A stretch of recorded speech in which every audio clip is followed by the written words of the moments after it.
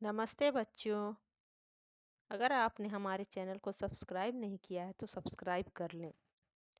तो बच्चों, आज हम पढ़ेंगे 9th क्लास की हिंदी स्पर्श का अध्याय 2, एवरेस्ट मेरी शिखर यात्रा। यह बचेंद्री पाल के द्वारा लिखा गया है। एवरेस्ट अभियान दल 7 मार्च को दिल्ली से काठमांडू के लिए हवाई जहाज से चल दिया। एक मजबूत अग्रिम दल बहुत पहले ही चला गया था, जिससे कि वह हमारे बेस कैंप पहुंचने से पहले दुर्गम हिमपात के रास्ते को साफ कर सके। नामचे बाजार शेरपालैंड का एक सर्वाधिक महत्वपूर्ण नगरीय क्षेत्र है। अधिकांश शेरपा इसी स्थान तथा यहीं के आसपास के गांवों के होते हैं। यह नमचे बाजार ही था जहां से मैंने सर्वप्रथम एवरेस्ट को निहारा, जो नेपालियों में सागरमाथा के नाम से प्रसिद्ध है। मुझे यह नाम अच्छा लगा।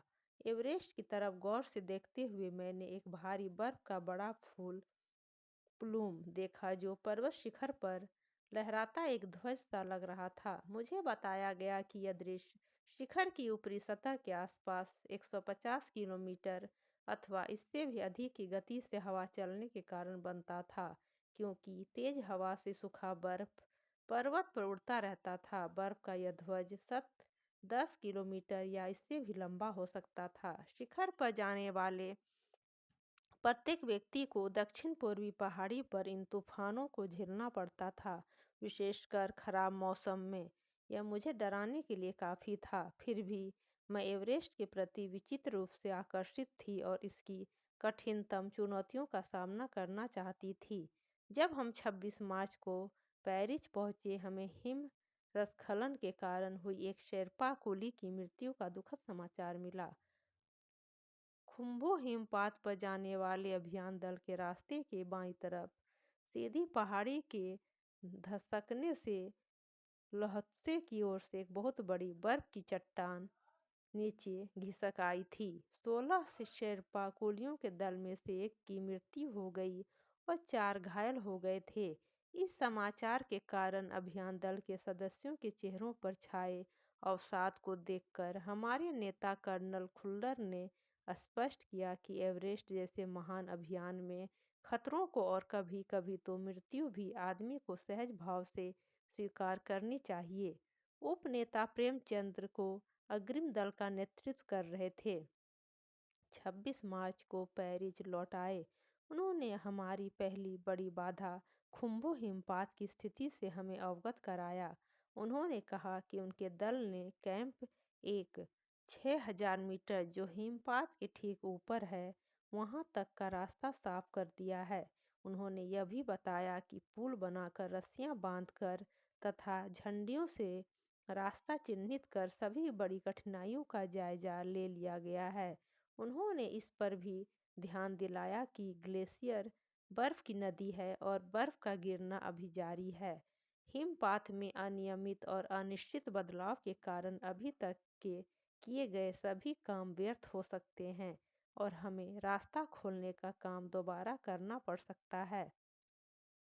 बेस कैंप में पहुंचने से पहले हमें एक और मृत्यु की खबर मिली।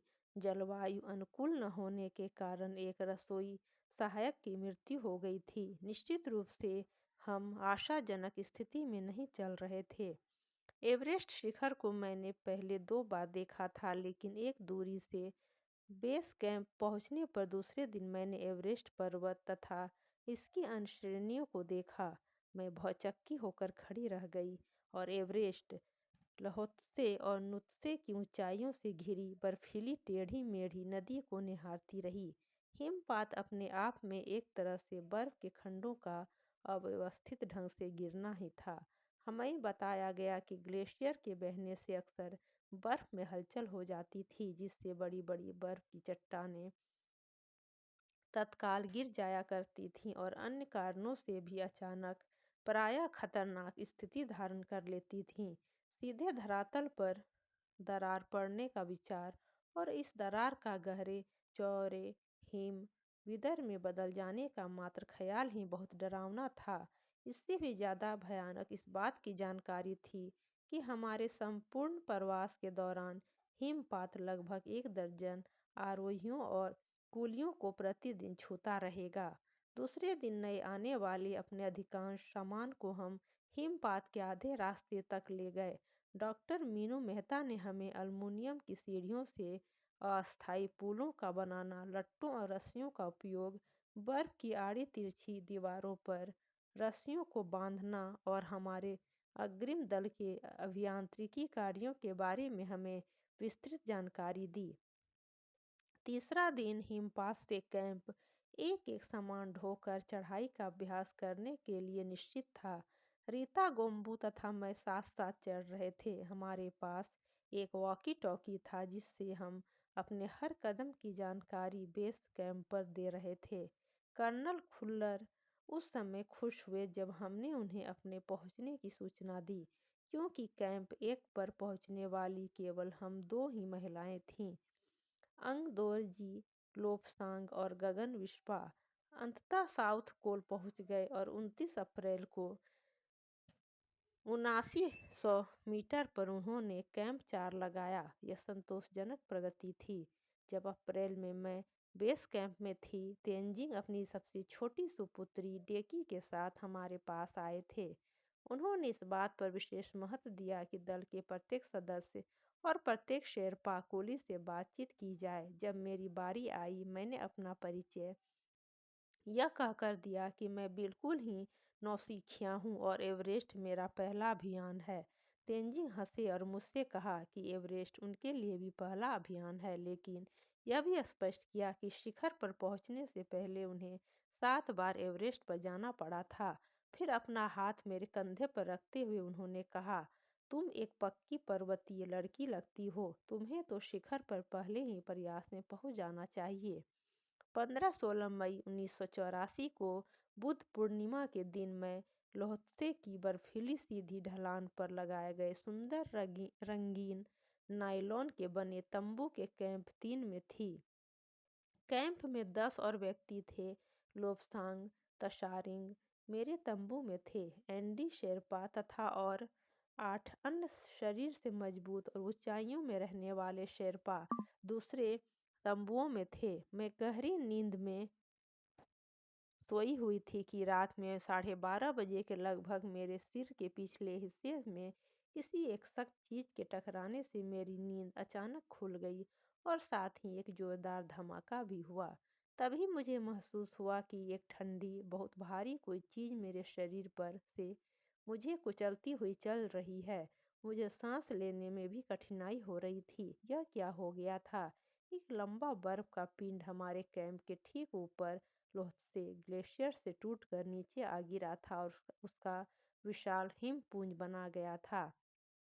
हिमखंडों और बर्फ के टुकड़ों तथा जमी हुई बर्फ के इस विशालकाय पुंज ने एक एक्सप्रेस रेलगाड़ी की तेज गति और भीषण गर्जना के साथ सीधी ढलान से नीचे आते हुए हमारे कैंप को तहस नहस कर दिया। वास्तव में हर व्यक्ति को चोट लगी थी।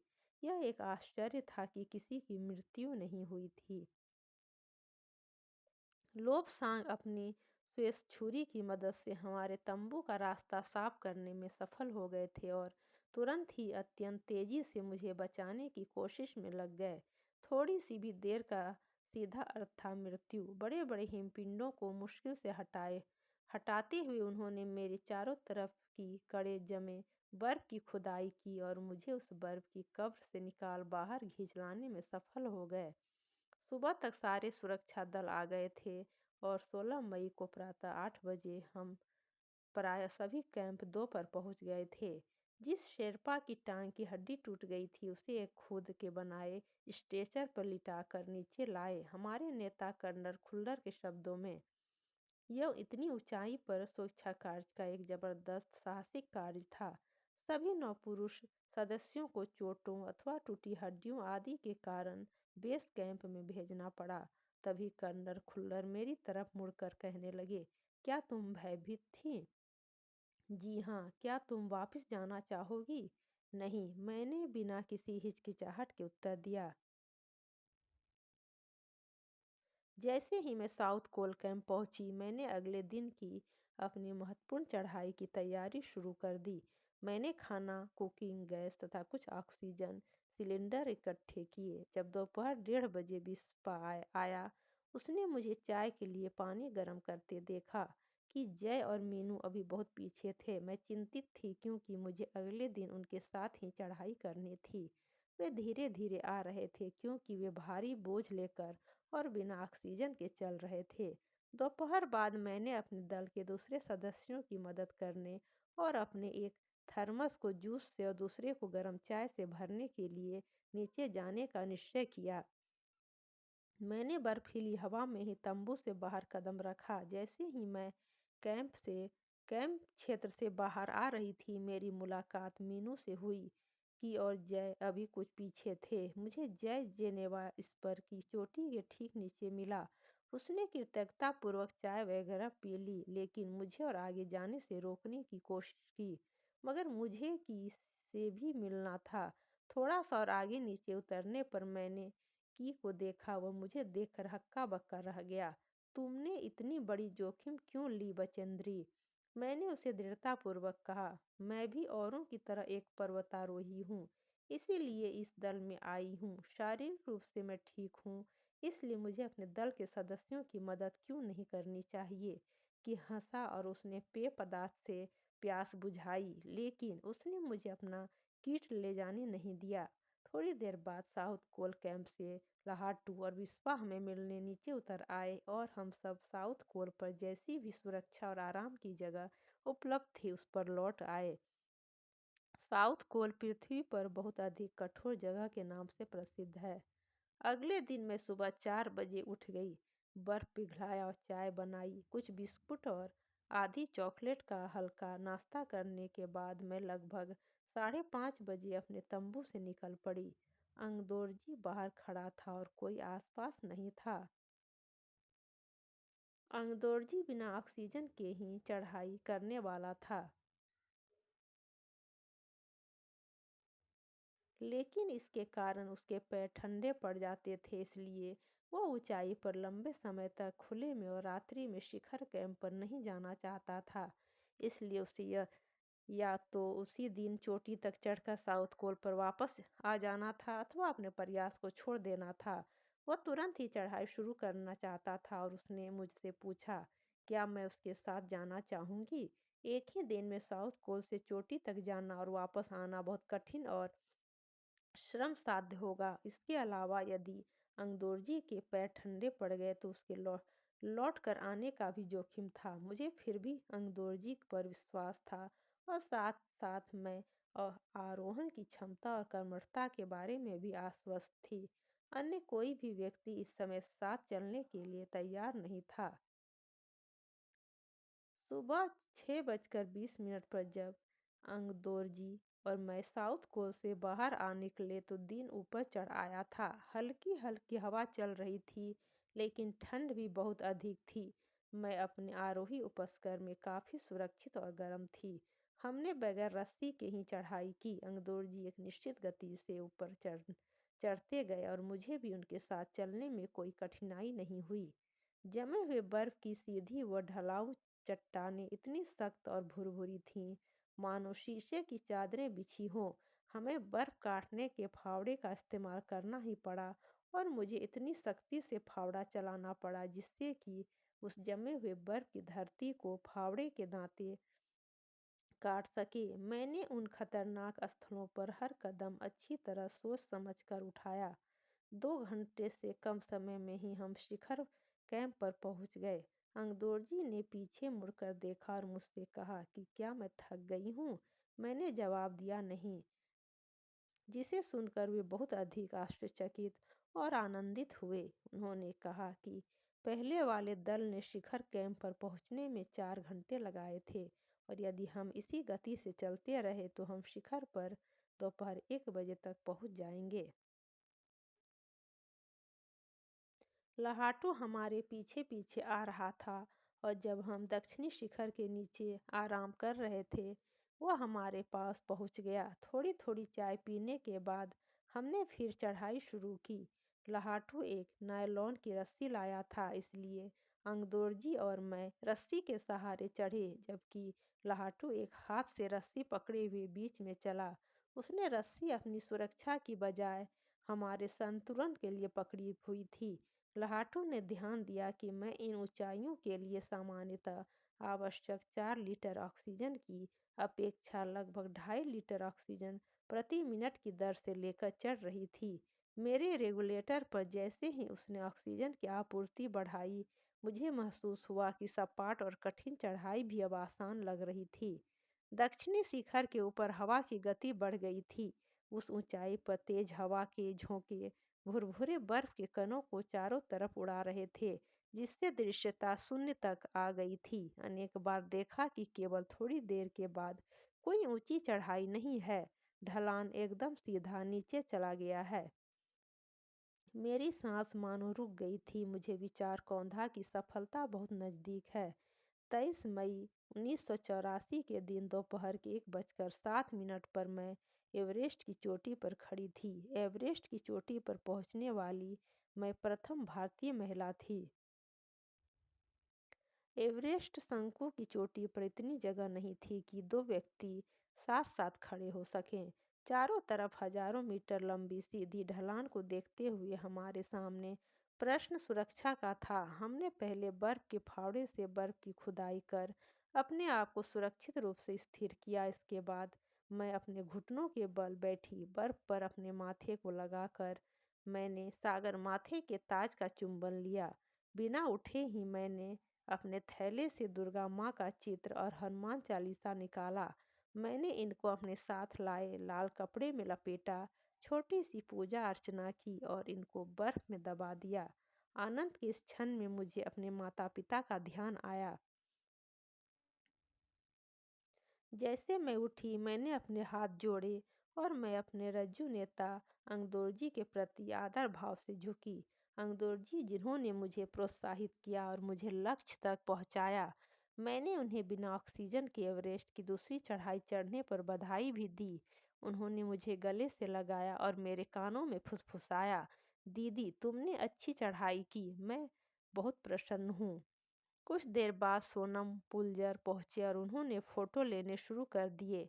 इस समय तक लाहाटू ने हमारे नेता को एवरेस्ट पर हम चारों के होने की सूचना दे दी थी।